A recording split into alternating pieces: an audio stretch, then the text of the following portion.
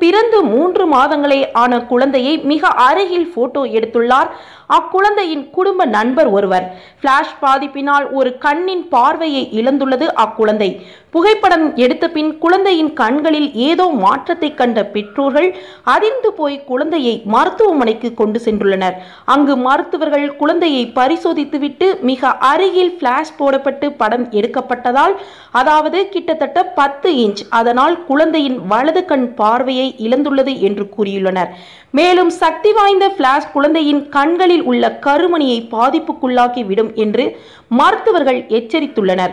நம்மில் சிலர் குழந்தை பிறந்தவுடனே அக்குழந்தையை செல்போனிலும் சக்தி வாய்ந்த கேமரா மூலமும் பல கோணங்களில் அடிக்கடி படம் எடுத்து வெளிநாட்டில் இருக்கும் குழந்தையின் தந்தைக்கும் உறவினர்களுக்கும் நண்பர்களுக்கும் ஆர்வக்கோளாறின் காரணத்தினால் அனுப்புகின்றோம்.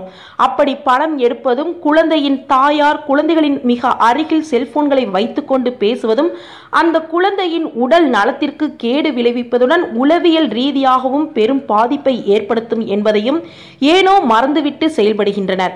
சில மருத்துவமனைகளில் குழந்தைகள் பராமரிப்பு குறித்தும் குழந்தைகளை எளிதில் பாதிப்பிற்கு உள்ளாக்கும் கதிர்வீச்சுகள் குறித்தும் பெற்றோர்களிடத்தில் விழிப்புணர்வு ஏற்படுத்துவதை மறந்துவிட்டு பணம் ஈட்டுவது ஒன்று மட்டுமே குறிக்கோளாய் இருந்து வருகின்றன.